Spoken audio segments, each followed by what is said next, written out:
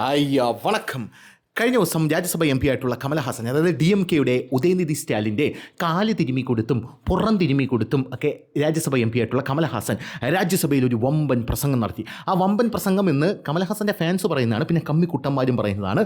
കമലഹാസൻ രാജ്യസഭയിൽ നടത്തുന്ന ആദ്യത്തെ പ്രസംഗമാണിത്. നമ്മുടെ റഹീം കമലഹാസൻ്റെ ബാക്കിലിരുന്ന് എന്തൊരു പ്രസംഗം എന്നൊക്കെ പറഞ്ഞ് അതിഭീകരമായിട്ടുള്ള എക്സ്പ്രഷൻസ് ഒക്കെ കൊടുക്കുന്നത് കണ്ടിട്ടുണ്ടായിരുന്നു. എന്തായാലും എക്സ്പ്രഷൻ കിങ്, അഭിനയ സിംഗമേ, അങ്ങ് രാജ്യസഭയിൽ വരേണ്ട ആളല്ല. അങ്ങ് കമലഹാസൻ ഇവിടെ എത്തിയിട്ട് റഹീം അഭിനയിക്കാൻ പോയി കഴിഞ്ഞാൽ ചിലപ്പോൾ ദേശീയ അവാർഡൊക്കെ കിട്ടിയെന്നിരിക്കും. എന്ത് തന്നെയായിരുന്നാലും കമലഹാസൻ നടത്തിയ ആ പ്രസംഗം നമ്മുടെ മാധ്യമങ്ങൾ റിപ്പോർട്ട് ചെയ്തത് നിർമ്മല സീതാരാമന് മറുപടിയുമായി കമലഹാസൻ തമിഴ്നാടിനെ അധിക്ഷേപിച്ച, തമിഴിനെ അധിക്ഷേപിച്ച, തമിഴ് സത്വത്തെ അധിക്ഷേപിച്ച നിർമ്മല സീതാരാമന് മറുപടിയുമായി കമലഹാസൻ വെറും മറുപടിയല്ല, ചുട്ട മറുപടിയായിട്ടാണ് കമലഹാസൻ വന്നിരിക്കുന്നത് എന്നൊക്കെയാണ് പറഞ്ഞത്. കമലഹാസൻ ആദ്യം തന്നെ പറഞ്ഞു തുടങ്ങിയത് ഭിക്ഷാന്തേഹി, അതായത് തമിഴന്മാർ ഭിക്ഷക്കാരല്ല, അതായത് ഞങ്ങൾ പിച്ചക്കാരല്ലൂ എന്നാണ് കമലഹാസൻ പറഞ്ഞു തുടങ്ങിയത്. ഇത് പറയാനുള്ള സാഹചര്യം എന്താണ്? നിർമ്മല സീതാരാമൻ പറഞ്ഞു അത്രേ, എന്തത്രേ, അതായത് തമിഴ്നാട്ടിൽ തമിഴന്മാർ തമിഴ് പഠിച്ചാൽ പിച്ച എടുക്കാൻ മാത്രമേ പറ്റുള്ളൂ എന്ന് നിർമ്മല സീതാരാമൻ പറഞ്ഞു അത്രയെന്ന്. അതാണ് നമ്മുടെ മാധ്യമങ്ങളിലൂടെ പ്രചരിപ്പിക്കുന്നത്. യഥാർത്ഥത്തിൽ നിർമ്മല സീതാരാമൻ എന്താണ് പറഞ്ഞത്? ഇവന്മാരുടെ തന്തയല്ല, സോറി, തമിഴ്നാട്ടിലെ തന്തേ പെരിയോർ, അതിലൊരു തന്ത ഉള്ളതുകൊണ്ട് യവന്മാർ പിടിച്ച് യവന്മാരെ തന്തയാക്കി കളയുമെന്നാണ് എൻ്റെ പേടി. എന്തായാലും തമിഴ്നാട്ടിലെ തന്തേ പെരിയോർ എന്ന് പറയുന്ന ഒരു കളവനുണ്ടായിരുന്നു. ഇങ്ങേര് എന്ത് ചെയ്തു? ഇങ്ങേര് തമിഴ്നാട്ടിൽ ഒരു സ്റ്റേറ്റ്മെൻറ്റ് ഇറക്കി, അതായത് തമിഴന്മാർ തമിഴ് പഠിച്ചതുകൊണ്ട് പിച്ച എടുക്കാൻ പോലും ഗുണമില്ലടേ എന്ന് തന്തൈ പെരിയോർ, DMKയുടെ ആധ്യാത്മിക ഗുരുവായിട്ടുള്ള തന്തേ പെരിയോർ പറഞ്ഞിട്ടുണ്ട്. നിർമ്മല സീതാരാമൻ പറഞ്ഞത് കമലഹാസൻ അടപടലം പെട്ട്. അതുകൊണ്ടാണ് കമലഹാസൻ ചാടി എഴുന്നേറ്റ് സിനിമാ സ്റ്റൈലിൽ ദശാവതാരത്തിൻ്റെ സെറ്റാണെന്ന് പറഞ്ഞ് സുങ്കം തവിർത്ത സോഴനിടം ഗർഭം തവിർത്തതില്ല എന്ന് സൊൽ, அதை சொல்வதென்ற ரங்கராஜ நம்பி என்று சொல் എന്നൊക്കെ പറഞ്ഞ് വലിയ രീതിയിലുള്ള ഡയലോഗായിരുന്നു. അവൻ എന്തിനാണ് ഇതൊക്കെ പറയണത് എന്നാണ് സത്യം പറഞ്ഞാൽ അത് കണ്ടുകൊണ്ടിരിക്കുന്ന ആൾക്കാർക്കൊക്കെ തോന്നിയത്. പക്ഷേ നമ്മുടെ സ്റ്റോറി കമലഹാസനെ കുറിച്ചൊന്നുള്ളത് അത് പൊളിഞ്ഞടങ്ങിയല്ലോ. എന്തായാലും കമലഹാസനെ കുറിച്ച് നമ്മുടെ സ്റ്റോറി തന്തേ പെരിയോറിനെ കുറിച്ചുള്ള സ്റ്റോറിയാണ്. ഈ സ്റ്റോറി വേണമെങ്കിൽ ഒന്ന് സേവ് ചെയ്ത് വെച്ചോ.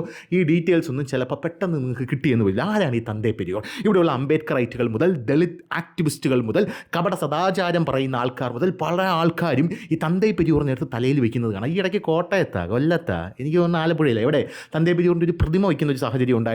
അന്ന് സ്റ്റാലിൻ വന്നിരുന്നു, തന്തേ പെരിയോറിനെ അങ്ങ് തലയിലെടുത്ത് വെച്ചിരിക്കുകയാണ്. ഇത് നമ്മുടെ എഡ്യൂക്കേഷൻ സിസ്റ്റത്തിൻ്റെ കൂടെ ഒരു കുഴപ്പമാണ് കേട്ടോ. കാരണം നമ്മൾ പഠിക്കുന്ന എല്ലാം കള്ളത്തരമാണ്. അതായത് ഇവിടെ ഭരിച്ചുകൊണ്ടിരിക്കുന്ന കോൺഗ്രസും CPM DMK എല്ലാം കൂടെ അവർക്ക് അനുകൂലമായിട്ടുള്ള സാഹചര്യം ഇവിടെ ഒരുക്കി തീർക്കുകയാണ്. വീര സവർക്കറിനെയൊക്കെ പിടിച്ചവരെന്താക്കുകയാണ്? ഷൂ നക്കിയാക്കി മാറ്റുകയാണ്. പകരം എന്താണ്? നെഹ്റു ആണ് ഇവരുടെ മറ്റേ സംഭവം എന്ന് പറയുന്നത്. എന്തായാലും നെഹ്റു ഒക്കെ അവിടെ നിൽക്കട്ടെ, നമുക്ക് തന്തേ പെരിയോറിലോട്ട് പോയി. ആദ്യം നമുക്ക് ഇത് പൊളിച്ചെടുക്കാം. ആരാണ് ഈ തന്തേ പെരിയോർ? എന്താണ് ഇയാൾ പറഞ്ഞിട്ടുള്ളത്? ഭരണഘടന കത്തിച്ച ഒരാളാണ് തന്തേ പെരിയോർ എന്ന് ഇവിടെയുള്ള അംബേദ്കറൈറ്റുകൾക്ക് അറിയാമോ? ഇതൊക്കെ പറയുമ്പോൾ യഥാർത്ഥത്തിൽ ഇവിടെയുള്ള അംബേദ്കറൈറ്റുകൾ ആസനത്തിൽ ഗുണ്ടുപൊട്ടിയതുപോലെ ചാടി ഇറങ്ങി ഓടും. അത് കഴിഞ്ഞ് നമ്മളങ്ങ് അധിക്ഷേപമാണ്. അതായത് തിരിച്ച് പറയാനൊന്നുമില്ല, അങ്ങനെയാണ് അധിക്ഷേപിക്കുന്നത്. ഇപ്പം അംബേദ്കറിനെ കുറിച്ച് പറയുമ്പോൾ അംബേദ്കർ മുസ്ലിങ്ങളെക്കുറിച്ച് പറഞ്ഞത് എന്താണെന്ന് അറിയാമോ എന്ന് ചോദിക്കുമ്പോൾ തന്നെ ചാടി എഴുന്നേറ്റ് സതീഷ് കുമാറിനെ പോലെ എനിക്ക് കഥാപാത്രത്തെ ഉൾക്കൊള്ളാൻ സമയമായി, ആരും അടുത്തേക്ക് വരരുത് എന്ന് പറഞ്ഞ് ഇവർ ഓടിത്തള്ളുന്ന കാഴ്ചയാണ് നമുക്ക് കാണാനായിട്ട് സാധിക്കുന്നത്. എന്തായാലും ആരാണ് ഈ തന്തേ പെരിയോർ? ഇയാൾ എന്തൊക്കെയാണ് പറഞ്ഞിരിക്കുന്നത്? പരപ്പണൻ, ഈ പരപ്പണൻ എന്ന് പറഞ്ഞാൽ തമിഴിലൊരു പ്രയോഗമാണ്. ഇപ്പോൾ ബ്രാഹ്മണൻ്റെ തമിഴ് പദമാണ്. ഈ നാട്ടിൽ നിന്ന് ഇവനെ ഓടിക്കണം എന്നാണ് തന്തേ പെരിയോർ പറഞ്ഞിരിക്കുന്നത്. 1954 ജനുവരി 29 തന്തേ പെരിയാർ അങ്ങനെയാണ് എഴുതിയത്. ജവഹർലാൽ നെഹ്റു തന്തേ പെരിയാറിൻ്റെ കുറിച്ച് പറഞ്ഞിരിക്കുന്നത് ഇവൻ്റെ തലയ്ക്ക് ഓളമാണ്. എൻ്റെ അമ്മയാണ് സത്യം എങ്ങനെയാണ് പറഞ്ഞിരിക്കുന്നത്, അല്ലാതെ ഞാനിത് എക്സാജറേറ്റ് ചെയ്ത് പറഞ്ഞല്ലോ. ഇയാൾക്ക് വട്ടാണ്, ഇയാളെ കുറിച്ച് മാനസികാരോഗ്യ കേന്ദ്രത്തിൽ ഇടണം എന്നാണ് ജവഹർലാൽ നെഹ്റു പറഞ്ഞത്. ഇനി എത്ര യുക്തിവാദിയോ നിരീശ്വരവാദിയോ ആയാലും ഒരാൾ ബ്രാഹ്മണനാണെങ്കിൽ അവനെ നമ്മുടെ സംഘടനകളിൽ അനുവദിക്കരുത്. 1954 ഒക്ടോബർ 20 പെരിയാർ എഴുതിയതാണിത്. ഇനി ജാതി വിവേചനം ഇല്ലാതാക്കാൻ നെഹ്റുവിൻ്റെയും ഗാന്ധിയുടെയും ചിത്രങ്ങൾ കത്തിക്കണം. എങ്ങനെയുണ്ട്? പോരാത്തതിന് ഇന്ത്യൻ ഭരണഘടനയും കത്തിക്കുക. എങ്ങനെയുണ്ട്? ഈ രീതികളെല്ലാം ഫലം കണ്ടില്ലെങ്കിൽ നമ്മൾ ബ്രാഹ്മണനെ തല്ലാനും കൊല്ലാനും തുടങ്ങണം. എങ്ങനെ ഇരിക്കും? ഇതാണ് തന്തേ പെരിയോർ. ഇപ്പം മനസ്സിലായല്ലോ ഇവിടെയുള്ള സുഡാപ്പികളെല്ലാം എമ്മാരെയൊക്കെ പിടിച്ച് ഇടയിൽ വെച്ചിരിക്കുന്നതിൻ്റെ ഗുട്ടൻസ് എന്ന് പറയുന്നത്. അതായത് തല്ലാനും കൊല്ലാനും പെരിയോർ പറഞ്ഞിട്ടുണ്ടല്ലോ എന്ന് പറഞ്ഞ് നീയൊക്കെ എങ്ങോട്ട് വാ, ചെത്തി വിടും എന്ന് മാത്രമേ എനിക്ക് പറയാനായിട്ടുള്ളൂ. ഞാനല്ല, നിയമവും നിയമ സംവിധാനവും ഗവൺമെൻറ്റും എന്ത് തന്നെയായിരുന്നാലും അവരുടെ വീടുകൾ കത്തിക്കാൻ തുടങ്ങണം, അവരുടെ ബ്രാഹ്മണരുടെ വീടുകൾ കത്തിക്കാൻ തുടങ്ങണം എന്ന് സ്വാമി ചിദംബരനാർ തൻ്റെ പെരിയാറിൻ്റെ ജീവചരിത്രമായിട്ടുള്ള തമിഴർസ് തലൈവർ എന്ന പുസ്തകത്തിൽ ഉദ്ധരിച്ചിട്ടുണ്ട്. ഇനി ഡോക്ടർ അംബേദ്കറുടെ ശക്തനായിട്ടുള്ള എതിരാളിയായിരുന്നു തന്തേ പെരിയോർ എന്ന് പറഞ്ഞാൽ ആ ആൾക്കാണ് CPM സ്മാരകം വെച്ചിരിക്കുന്നത്. ഇത് പറഞ്ഞ് ചിരിച്ചാലേ പിന്നെ ചിരി നിർത്താൻ പറ്റില്ല, സ്രാങ്ക് പറയുന്നത് പോലെയാണ്. എന്ത് തന്നെയായിരുന്നാലും അംബേദ്കർ ബ്രാഹ്മണരിൽ നിന്ന് കൈക്കൂലി വാങ്ങിയാണ് ഭരണഘടന നിർമ്മിച്ചതെന്നും ബ്രാഹ്മണരാണ് ഭരണഘടന നിർമ്മിച്ചതെന്നും ഇയാൾ ആരോപിക്കുന്നുണ്ട്. എങ്ങനെ ഇരിക്കും, ചുമ്മാ ആണ് ജവഹർലാൽ നെഹ്റു പറഞ്ഞത് അവൻ്റെ തലയ്ക്ക് ഓളമാണെന്ന്. ഇനി ബ്രിട്ടീഷുകാർ ഇന്ത്യ ഭരിച്ചപ്പോൾ പെരിയോർ അവരെ പിന്തുണച്ചു. ദ്രാവിഡർക്ക് പ്രത്യേക രാജ്യമായിട്ടുള്ള ദ്രാവിഡസ്ഥാൻ എന്ന തൻ്റെ ആവശ്യത്തെ ബ്രിട്ടീഷുകാർ പിന്തുണയ്ക്കുമെന്ന് പ്രതീക്ഷിച്ചു. എങ്ങനെ ഇരിക്കണം, സവർക്കർ ഷൂ നക്കി. ബ്രിട്ടീഷുകാർ ഇന്ത്യ ഭരിച്ചപ്പം ബ്രിട്ടീഷിനെ എന്ത് ചെയ്തു, തൻ്റെ പെരിയോർ പിന്തുണച്ചു. 2-3 പെണ്ണ് കേസൊക്കെ ഉണ്ട്, അത് ഞാൻ ഇവിടെ പറയണില്ല, അത് വേറെ കാര്യം. അങ്ങനെ പിന്തുണച്ച് കഴിഞ്ഞ ശേഷം ബ്രിട്ടീഷുകാർ ഞങ്ങൾക്ക് ദ്രാവിഡസ്ഥാൻ തരുമടാ എന്ന് പറഞ്ഞ് ജീവിക്കുകയായിരുന്നു. എങ്ങനെ ഇരിക്കണം നോക്കണേ. ഇതാണ് തൻ്റെ പെരിയോർ. ഇവർ തൻ്റെ പെരിയോറിനെ കുറിച്ച് പറയുമ്പോൾ നിങ്ങൾക്ക് ഇപ്പം ഞാൻ പറയുന്ന ഈ സ്റ്റോറിയുടെ വില മനസ്സിലാവില്ല. ചിലപ്പോൾ ഇതൊരു വലിയ വിഷയമായിട്ട് എപ്പോഴെങ്കിലും ഉയർന്നു വരുമ്പോൾ ഈ തൻ്റെ പെരിയോറിനെ കുറിച്ചുള്ള ലൈബ്രറിയൊക്കെ തപ്പി ആൾക്കാർ പോകുമ്പോൾ ഈ വിഷയങ്ങളൊക്കെ കൃത്യമായിട്ടുള്ള ആവശ്യം വരും. അതുകൊണ്ടാണ് ഞാൻ പറഞ്ഞത് വേണമെങ്കിൽ ഈ വീഡിയോ സേവ് ചെയ്ത് വെച്ചോളാം. എന്ത് കഴിഞ്ഞാലും ബ്രിട്ടീഷുകാർ ഞങ്ങളെ പിന്തുണയ്ക്കുമെന്ന് തൻ്റെ പെരിയോർ പ്രതീക്ഷിച്ചു. അങ്ങനെ ബ്രിട്ടീഷുകാരെ പിന്തുണച്ചു. ഇയാൾ ദ്രാവിഡസ്ഥാൻ വേണമെന്ന് പരസ്യമായി വാദിക്കുകയും പെരിയാറിനെ പിന്തുണയ്ക്കുകയും ചെയ്ത ജിന്നയുമായി ഇയാൾക്ക് അടുത്ത ബന്ധമുണ്ടായിരുന്നു. ആരാണ് ജിന്ന? പാകിസ്ഥാൻ ഉണ്ടാക്കിയ ആളാണ് ജിന്ന എന്ന് പറയുന്നത്. ഇപ്പം ആ ഒരു റൂട്ട് ഇങ്ങനെ ക്ലിയർ ആയിട്ട് വരുന്നില്ലേ. പാകിസ്ഥാൻ ഉണ്ടാക്കിയ ജിന്ന തൻ്റെ പെരിയോറുമായിട്ട് തൻ്റെ പെരിയോർ അംബേദ്കറിനെ എതിർക്കുന്നു. പക്ഷേ അംബേദ്കറാണ് ഫേമസ് ആയി പോയത്. നമ്മുടെ സ്വതന്ത്ര ഇന്ത്യയിൽ അംബേദ്കറുടെ ആശയങ്ങളാണ് ഫേമസ് ആയത്. അതുകൊണ്ട് അംബേദ്കർ റൈറ്റുകൾക്ക് ഇനി പെരിയോർ റൈറ്റുകൾ എന്ന് പറയാൻ പറ്റില്ല. വേണമെങ്കിൽ തന്തൈ അടർത്തി എടുത്തുകൊണ്ട് സ്വന്തം തന്തയുടെ പേരിൻ്റെ സ്ഥലത്ത് വയ്ക്കാം എന്ന് മാത്രമേ നടക്കുകയുള്ളൂ. അല്ലെങ്കിൽ തന്തൈ പെരിയോറിനെ അംബേദ്കറിൻ്റെ അടുത്ത് ഇവരെടുത്ത് വച്ചേനെ, അതും പോട്ടെ. എന്തായാലും ഈ ജിന്നയുമായിട്ടും തന്തൈ പെരിയോറിന് നല്ല ബന്ധമുണ്ടായിരുന്നു. വിക്രം സമ്പത്തിൻ്റെ സവർക്കർ എന്ന പുസ്തകത്തിൽ ഇത് വ്യക്തമായി പുറത്തു വരുന്നുണ്ട്. 1953 മെയ് 27 തിരുച്ചിറപ്പള്ളിയിലെ ടൗൺ ഹാൾ ഗ്രൗണ്ടിൽ പെരിയാർ ഒരു ഗണേശ വിഗ്രഹം പരസ്യമായി തകർക്കുകയും അങ്ങനെ ചെയ്യുന്നതിലൂടെ ഹിന്ദുക്കളുടെ വികാരങ്ങളെ വ്രണപ്പെടുത്താൻ ഉദ്ദേശിച്ചതായി പ്രഖ്യാപിക്കുകയും ചെയ്തു. എസ് വീരഭദ്രൻ ചെട്ടിയാർ എന്നയാൾ പെരിയാറിൻ്റെ IPC സെക്ഷൻ 295 പ്രകാരം കുറ്റകൃത്യം രജിസ്റ്റർ ചെയ്യണമെന്ന് ആവശ്യപ്പെട്ടു. മദ്രാസ് ഹൈക്കോടതിയിൽ തൻ്റെ പരാതി തള്ളിയപ്പോൾ ഗണേശൻ്റെ മണ്ണുള്ള വിഗ്രഹം കടയിലെ പാവകൾക്ക് തുല്യമാണെന്ന് ഒരു സിംഗിൾ ജഡ്ജി വിധിച്ചു. പ്രതികളുടെ ഉദ്ദേശം വലിയൊരു വിഭാഗം ആളുകളുടെ വികാരങ്ങളെ അപലപിക്കുകയും അവരുടെ വികാരങ്ങളെ വ്രണപ്പെടുത്തുകയും ചെയ്യുക എന്നതായിരിക്കാമെങ്കിലും ഈ വകുപ്പിൻ്റെ പരിധിയിൽ വരേണ്ട ഒരു പ്രവൃത്തിയിലൂടെ അത് നടപ്പാക്കുന്നില്ലെങ്കിൽ ഉദ്ദേശം മാത്രം പോരാ. കടയിലെ പാവകളെ ക്ഷേത്രത്തിലെ നിരവധി ദേവതകളോട് സാമ്യമുള്ളതാണെന്നും ഏതെങ്കിലും വിഭാഗം വ്യക്തികൾ പവിത്രമായി കരുതുന്ന വസ്തുക്കളായി കണക്കാക്കാനാകില്ല. ആധുനിക സമൂഹത്തിൽ നിരവധി വീടുകളുടെ ഡ്രോയിങ് റൂമുകളിൽ ദേവതമാരുടെ നിരവധി ചിത്രങ്ങളുണ്ട്.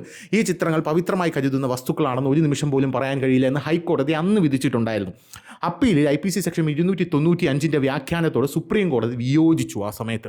പക്ഷേ പരാതി തള്ളിക്കളഞ്ഞിട്ട് 5 വർഷമായി എന്ന് പറഞ്ഞുകൊണ്ട് അപ്പീൽ തള്ളി. പ്രതികൾക്കെതിരെയായിട്ടുള്ള പരാതി ശരിയാണെങ്കിൽ മണ്ടത്തരമായിരുന്നു. പക്ഷേ കേസ് പഴകിയതിനാൽ ഈ പരാതിയിൽ കൂടുതൽ അന്വേഷണം നടത്താൻ ഞങ്ങൾ ഉദ്ദേശിക്കുന്നില്ല അല്ലെങ്കിൽ നിർദ്ദേശിക്കുന്നില്ല എന്നാണ് സുപ്രീം കോടതി പറഞ്ഞത്. ഇത്തരം പെരുമാറ്റങ്ങളിൽ ഏർപ്പെടരുതെന്ന് സുപ്രീം കോടതി മുന്നറിയിപ്പ് നൽകിയിട്ടും 1971 സേലം പ്രതിഷേധങ്ങളിൽ ഹിന്ദു ദേവന്മാരുടെയും ദേവതകളുടെയും നഗ്നരായി ചിത്രീകരിച്ച് കഴുത്തിൽ ചെരുപ്പുമാല അണിയിച്ചു.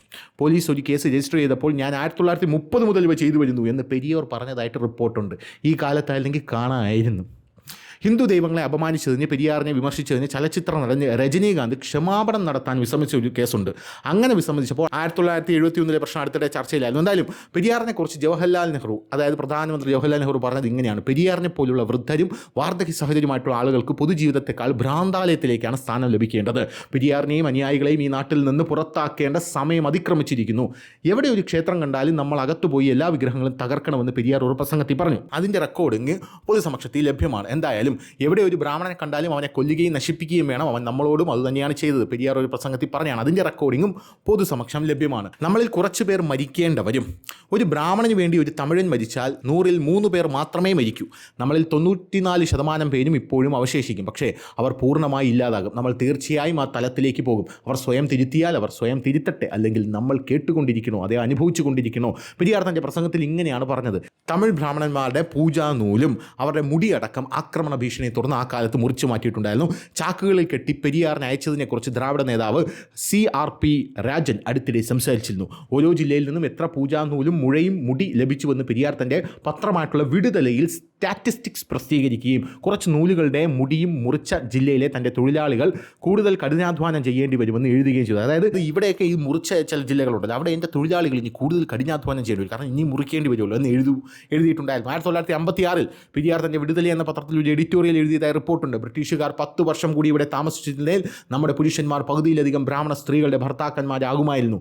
കാരണം ബ്രാഹ്മണ സ്ത്രീകൾ നമ്മുടെ പുരുഷന്മാരുമായി എളുപ്പത്തിൽ പ്രണയത്തിലാകുന്നു. അതുകൊണ്ടാണ് ബ്രാഹ്മണൻ ബ്രിട്ടീഷുകാരെ വെറുക്കാൻ തുടങ്ങിയത് എന്നും പെരിയാർ എഴുതിയിട്ടുണ്ടായിരുന്നു. അങ്ങനെ ഇങ്ങനെ വാ തുറന്ന ജാതി മതം ജാതി ജാതി ജാതി ജാതി ജാതി ഇത് മാത്രമേ ഉള്ളൂ. ഇതാണ് തന്തൈ പെരിയാർ എന്ന് പറയുന്നത്. ഈ തന്തൈ പെരിയാറിനെയാണ് കഴിഞ്ഞ ദിവസം നിർമ്മല സീതാരാമൻ വിമർശിച്ചത്. അപ്പോഴാണ് കമൽഹാസൻ ചാടി എഴുന്നേറ്റ് കമൽഹാസൻ്റെ സ്വതസിദ്ധമായ ശൈലിയിൽ പല കാര്യങ്ങളും പറഞ്ഞത്. അയ്യോ, ഞാൻ ഇൻസ്റ്റാഗ്രാം എടുത്ത് നോക്കി, അതിൻ്റെ താഴെയാണെങ്കിൽ കമൽഹാസനെ തെറി തന്നെ അവരെ പേസ വിടാതെങ്കിൽ സാർ, അവരെ പേസ വിട്ടാൽ പേസിക്കിട്ടേ ഇറുപ്പാർ സാർ എന്ന് പറഞ്ഞുകൊണ്ട് സംസാരിക്കാൻ അനുവദിക്കില്ലേ, സംസാരിച്ചുകൊണ്ടേയിരിക്കും എന്നാണ് പറഞ്ഞുകൊണ്ടിരിക്കുന്ന പല ആൾക്കാർ. അപ്പോൾ എന്താണ് സ്റ്റോറി എന്ന് പറയുന്നത് മനസ്സിലായെന്ന് വിചാരിക്കുന്നു. അപ്പോൾ ശരി.